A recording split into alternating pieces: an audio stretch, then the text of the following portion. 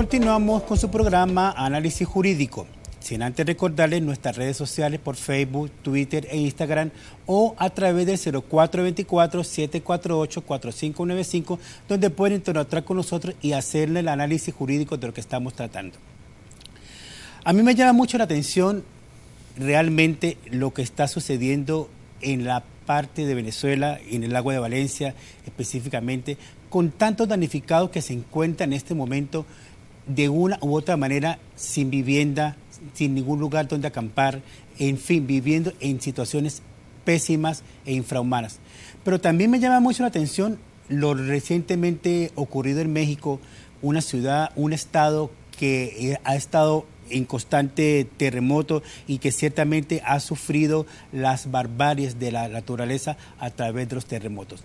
Eso nos tiene que llamar a la reflexión, porque ciertamente el Estado debe velar por las buenas infraestructuras que deben haber en los espacios que atraviesan sus calles y avenidas, porque no hay otra manera de solucionar este problema.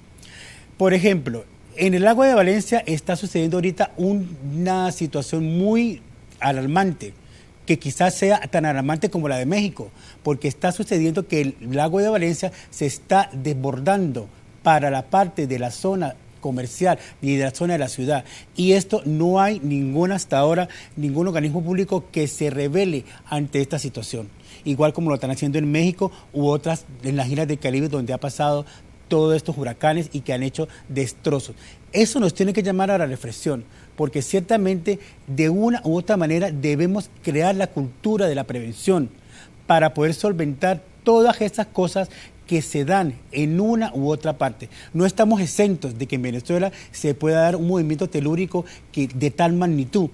Entonces debemos prepararnos para esa situación y esto nos debe llevar a crear una cultura de prevención que vaya en beneficio de todos los ciudadanos, para que no podamos en un momento determinado tener esa barbarie que pueda suceder en esta situación.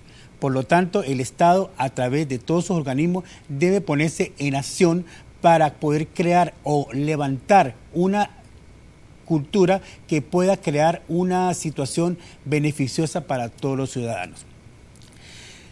En mi área, que yo soy graduado abogado en Derecho Laboral y Derecho Tributario, y me llama mucho la atención realmente lo que está sucediendo en algunas empresas tanto públicas como privadas, donde no se respeta la ley orgánica del trabajo y trabajadores que está vigente desde el año 2012. ¿Por qué?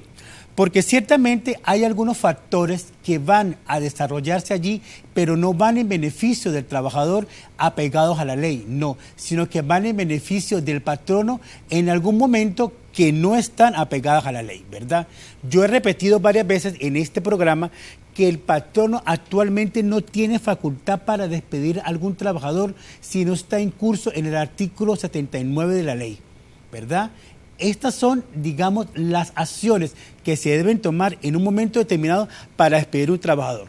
Pero no un patrono puede llegar a despedir a un trabajador si no tiene la causal que pueda estar definida en el artículo 79 de la ley para poder solicitar a la Inspectoría de Trabajo el despido de un trabajador, ¿verdad? Entonces es importante que cada uno se mantenga en sus criterios, porque después vienen, digamos, las multas, vienen las sanciones y el patrono no puede hacer nada ante esa situación, ¿verdad? Entonces es necesario que los patronos actualicen todo lo que tiene que ver, en primer lugar, con sus salarios, ¿verdad? En segundo lugar, con sus horas extras. En tercer lugar, con todo lo que se refiere al depósito en garantía de prestaciones sociales que debe tener el patrono depositado en la contabilidad de la empresa previa autorización de los trabajadores o en un fideicomiso que el patrono de alguna u otra manera confíe todo ese dinero de los depósitos en garantía de prestaciones sociales. Pero eso debe ser muy claro, ¿verdad? En todo el aspecto que se debe estar. Las liquidaciones de los trabajadores deben ser apegadas a la ley. En ningún momento se puede hacer una liquidación que no esté tipificada en el artículo 42 de la Ley Orgánica de Trabajo, que permita al trabajador realmente gozar de todas sus prestaciones, ¿verdad? Como es el sistema de cálculo que se puede dar en algún momento determinado. ¿Cuál es el salario que se debe tomar en cuenta para realmente calcular la liquidación de un trabajador? Pues está establecido en la ley. El salario integral es el único que se debe establecer para calcular el pago de prestaciones sociales de los trabajadores, que son el salario básico, el salario normal, la alícuota del bono vacacional y la alícuota de las utilidades, ¿verdad? Esos tres montos se suman y nos dan a nosotros el valor del salario integral, que debe estar integrado por el salario normal, que está tipificado en el artículo 104 de la ley, ¿verdad? Porque el artículo 104 de la ley nos dice realmente si el trabajador ha recibido una suma de dinero de manera constante, se convierte en un salario normal, ¿verdad? Por ejemplo, como comisiones, como bonos, en fin, como primas también, que la recibe el trabajador de manera mensual, entonces el trabajador convierte ese salario en normal y es el que se suma para la liquidación de prestaciones sociales. Entonces es importante tener claro esto para que no pueda en ningún momento existir una situación de conflicto que de una u otra manera pueda llevarnos al derecho a accionarse y realmente poder exigir lo justo, que es como se debe cumplir con la ley. También otro aspecto, y vuelvo realmente a estar muy claro en esto, los horarios de trabajo de los trabajadores, ojo, de los trabajadores no pueden ser tomados a la ligera, ¿verdad? Cada trabajador debe cumplir 8 horas diarias para un total de 40 semanal.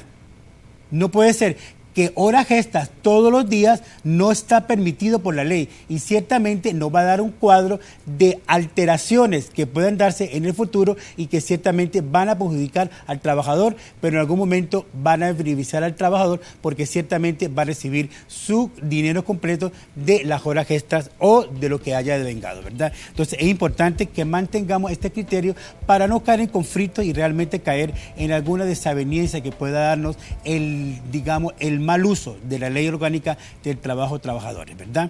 Bueno, vamos a continuar otro segmento y los invito a comenzar con su programa Análisis Jurídico.